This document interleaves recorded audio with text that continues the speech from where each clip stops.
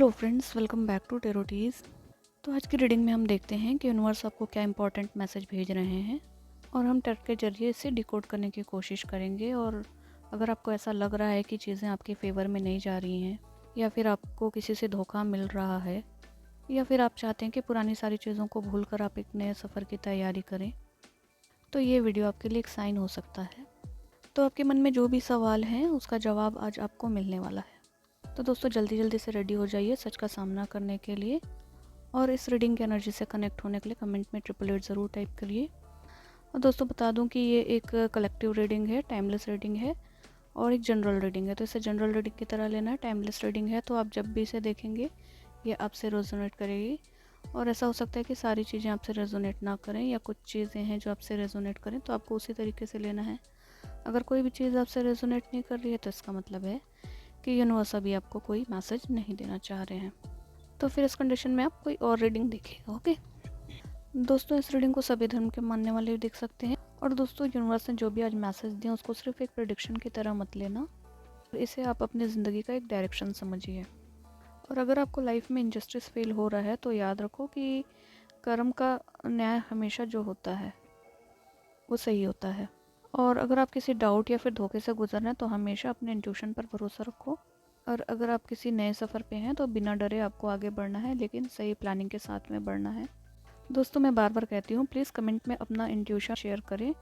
और क्योंकि आप जब भी अपनी एनर्जी एक्सप्रेस करते हो तो यूनिवर्स उससे एम्पलीफाई करता है, और जो यूनिवर्स के मैसेजेस होते हैं वो कभी रुकते नहीं हैं। दोस्तों चलिए इस रीडिंग को स्टार्ट करते हैं और देखते हैं कि यूनिवर्स हमें क्या गाइडेंस देने वाले हैं। तो दोस्तों यहाँ पे अगर हम ज़ोडिएक की बात करें तो है एरिस, कैंसर, लियो, लिब्रा, स्कॉर्पियो, पाइसेस। तो चलिए देखते हैं कि आपकी लाइफ का कौन सा ऐसा बड़ा सच है जो सामने आने वाला है।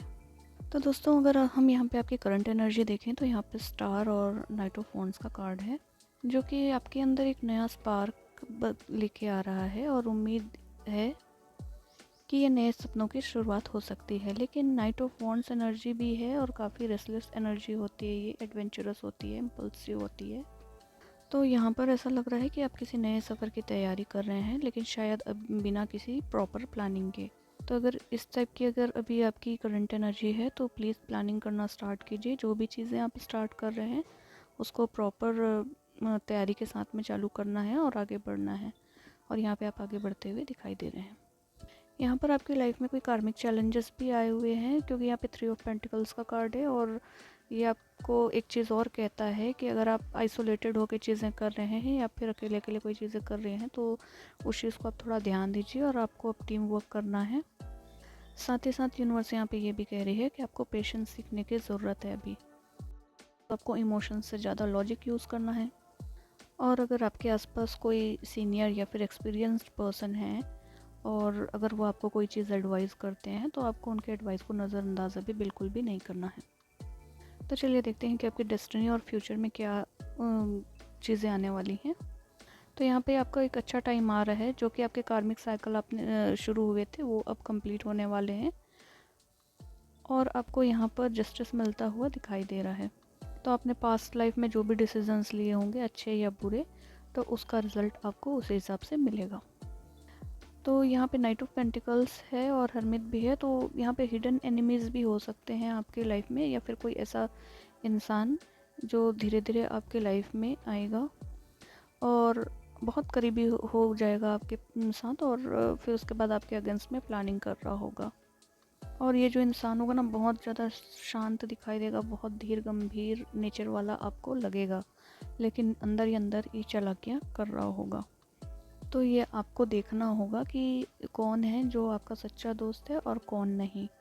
तो इन चीज़ों को थोड़ा सा अपने इंट्रोस्पेक्शन की मदद से फाइंड कर लीजिएगा, क्योंकि यहाँ पर एक वार्निंग साइन है, 7 ऑफ सोर्ड्स है यहाँ पे। तो फिर आपको धोखा और भ्रम का आपकी लाइफ में आ सकता है, या कोई आपका बहुत करीबी होगा जो आपको धोखा देगा या फिर किसी भ्रम में आपको रख सकता है। कोई आपको मैनिपुलेट कर सकता है या फिर किसी इल्यूजन में आप जी रहे होगे, तो वो चीज़ें भी अब आपके सामने आएंगी। तो इसलिए आपको अभी अपनी आंखें खुली रखनी है। किसी भी इंसान या सिचुएशन को बिना सोचे समझे ट्रस्ट नहीं करना है अभी इस टाइम पे। ओके, क्योंकि अभी इन सब चीज़ों से गुजरते हुए ना आपकी लाइफ में एक बड़ा कंपटीशन या फिर कोई बहुत बड़ा कॉन्फ्लिक्ट्स आने वाला है, और आपको फियरलेस रहना है इस टाइम पे, लेकिन बिना वजह के फाइट्स या आर्गुमेंट्स से आपको बचने के लिए भी यहाँ पे यूनिवर्स कह रहे हैं। क्योंकि यहाँ पे जस्टिस का कार्ड है, और जस्टिस का कार्ड ऐसा है कि आपने अगर सही कर्म किए हैं तो आपको इंसाफ मिलेगा। अगर आप किसी लीगल या फिर किसी कार्मिक इशू से गुजर रहे हैं तो सच बाहर आएगा, और यहाँ पर आपके साथ जस्टिस होता हुआ दिखाई दे रहा है। तो दोस्तों यहाँ पे हम थोड़ा सा ज़ोडिएक वाइज भी प्रेडिक्शन करते हैं कि आपके फेवरेबल पीरियड्स कौन से हो सकते हैं। तो यहाँ पे यूनिवर्स कह रहे हैं एरिस के लिए, मतलब मेष राशि के लिए लीडरशिप का जो समय रहेगा, आने वाला जो समय होगा, और लेकिन ध्यान से डिसीज़न लेना है आपको। और ये टाइम जो है मार्च 25 से लेके अप्रैल 10 तक आपका लकी पीरियड है, तो इस बीच में आप जो भी काम करते हैं सोच समझ कर और बहुत ध्यान से कीजिएगा, तो ये आपके फेवर में होगी।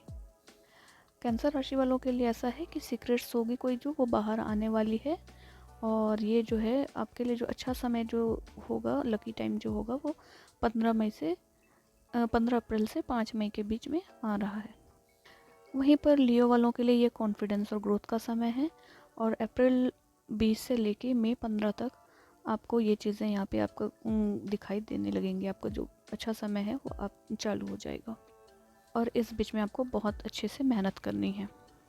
लिब्रा राशि वालों के लिए अभी इस वक्त पे न्याय आने वाला है, मतलब जस्टिस मिलने वाला है, और इनके लाइफ में बैलेंस की बहुत ज़्यादा ज़रूरत है, तो फिर वो भी चीज़ें आएंगी।